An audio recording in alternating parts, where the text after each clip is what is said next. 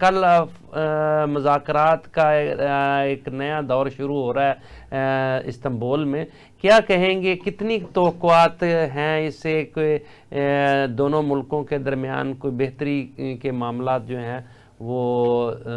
آگے چل پائیں گے؟ بسم اللہ الرحمن الرحیم۔ میاں صاحب، یہ پاک بھارت مذاکرات کا اگر دیکھا جائے اوورآل تیسرا دور ہے جی، اور سیکنڈ راؤنڈ استنبول ہے جی، اور اب یہ ہے کہ اس میں جو چیز ڈسکس کی جائے گی، ویسے تو اس کو پرنسپل لیول میٹنگ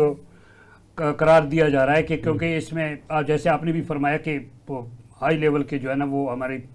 وفود دونوں میں سے جو ہے نا وہ بااختیار لوگ ہوں گے، ٹھیک بڑے، لیکن یہ ہے کہ اس میں جو اصل چیزوں کی پہلی چیز ہے میکانزم کو ڈسکس کیا جائے گا، جس میں مانیٹرنگ ہوگی اور ویریفیکیشن ہے، اور سیکنڈ جو ہے اس میں وہ ٹریڈ کو بھی دیکھا جائے گا، ساتھ ٹریڈ کے علاوہ اور بھی کئی معاملات کو دیکھا جائے گا، لیکن جس میں کی ایشو ہے وہ ٹی ٹی پی کے حوالے سے ہے، جی، جس میں پچھلے دور میں بھی آپ نے کہا جو یہاں راؤنڈ ہوا تھا استنبول میں تو اس میں تعطل کا شکار مذاکرات ہوئے تھے، بلکہ یہاں تک یہ کہہ دیا گیا تھا کہ ناکام ہو گئے، ٹھیک، لیکن آخری مرحلے میں دوبارہ جو ریکونیکٹ کیا گیا تو مذاکرات کامیاب ہو گئے ہیں، اور سیز فائر کے بارے میں بھی کہ سیز فائر کو آگے کہاں تک لے کے جانا ہے، یہ تمام چیزیں آئے گی، لیکن جو اس میں میکانزم ہے اس پہ تو بتایا گیا ہے کہ اتفاق ہو چکا ہے قسم کا دیکھے، اچھا، اور سیز فائر کو بھی آگے بڑھا دیا جائے گا کچھ عرصے کے لیے اگر مذاکرات کامیاب ہوتے ہیں۔ کی ایشو جو ہے وہ اس وقت جو ہے ٹی ٹی پی کے حوالے سے ہے ٹھیک، کہ افغانستان کی طرف سے اس کو سیریس لیا جاتا ہے یا نہیں، کیونکہ ثالثین کی طرف سے ان کو بتایا گیا تھا کہ جو وفد آئے گا وہ بااختیار ہونا چاہیے، بیک ٹریکنگ نہیں ہونی چاہیے کہ بار بار وہ ہمارے ساتھ کوئی بات کرے اور پھر ناکام ہو مذاکرات، تو اس کے لیے بااختیار مذاکرات ہو، وہ وفد ہو، تاکہ پازیٹیولی مذاکرات کا کوئی جو ہے نا وہ نتیجہ نکلے۔ اچھا بنگی صاحب، جن کی سربراہی میں مذاکرات کرنے ہم جا رہے ہیں خواجہ آصف، وہ تو بڑا اگریسو نظر آتے ہیں، اور ان کی جانب سے تو جو ہے وہ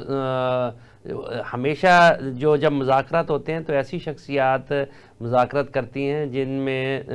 نرمی یا ڈپلومیٹک انداز ہوتا ہے، لیکن خواجہ صاحب تو جو ہیں وہ بڑے اگریشن میں نظر آتے ہیں، تو کیا سمجھتے ہیں آپ؟ دیکھیں میاں صاحب، یہ اس میں جو دیکھا جاتا ہے یہ ڈائریکٹ کنٹیکٹ نہیں ہے، جی، اور دوسری بات یہ ہے کہ جب آپ مذاکرات کرتے ہیں، مذاکرات اور بیانات میں بڑا فرق ہوتا ہے، جی، بیان تو جو مرضی داخلے، صحیح، لیکن مذاکرات میں یہ ہے کہ ثالث جو بیٹھے ہیں وہاں پہ دوحہ اور ترکیہ کے، ان کے ساتھ وہ ہم اپنا موقف شیئر کرتے ہیں اور آگے وہ بھی شیئر کرتے ہیں، وہ دیکھتے ہیں، اس طرح نہیں ہے اگر اس طرح آپ کہہ دیں کہ شخصیات پہ ہو تو پھر پہلے دن سی، لیکن یہ چیز یہ ہے کہ اس میں آپ کو ایک دو باتیں بتانا چاہتا ہوں۔ ایک تو یہ ہے کہ طالبان سے ہم نے جو ڈیمانڈ کیا ہے وہ ہے ٹی ٹی پی کے خلاف کارروائی کا، اور انہوں نے بتا دیا تھا کہ نیکسٹ دور میں ہم بتائیں گے اس کے بارے میں، اپنے موقف سے آگاہ کریں گے۔ پاکستان کا موقف یہ ہے کہ ریورسیبل ویریفائبل آپ ایکشن، اور وہ کہتے ہیں کہ نہیں جی ہم یہ سرزمین کو استعمال نہیں ہونے دیں گے کہ لیکن گروپ کو کنٹرول ہم نہیں کر سکتے، اور پاکستان کہتے ہیں نہیں بارڈر جو کشیدگی ہے اس کی سب سے زیادہ ذمہ دار تو یہی ہے، اگر آپ اس کو کنٹرول نہیں کر سکتے تو پھر کچھ نہیں ہوتا ہے، تو اگر وہ سیریس لے لے تو پھر آگے معاملہ بڑھ سکتا ہے۔ ٹھیک جی، کرنل جاوید ظہور صاحب، کیا کہیں گے آپ؟ پاک افغان مذاکرات جو ہے اس کا اونٹ کس کروٹ بیٹھے گا، اور خاص کر کے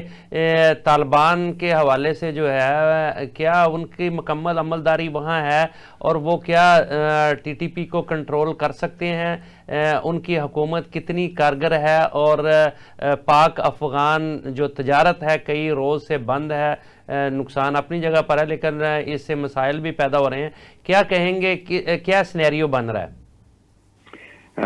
بسم اللہ الرحمن الرحیم۔ آپ کی توسط سے ویورز کو السلام علیکم۔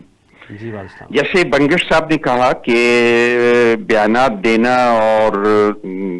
ڈائیلاگ کرنا اور مذاکرات کرنا دو علیحدہ علیحدہ چیزیں ہیں، بالکل ان کی بات سے میں ایگری کرتا ہوں، اور اس کے ساتھ ساتھ ایک اور انڈیکیشن بھی اس سے ملتی ہے کہ وہ خواجہ آصف کو بھیج رہے ہیں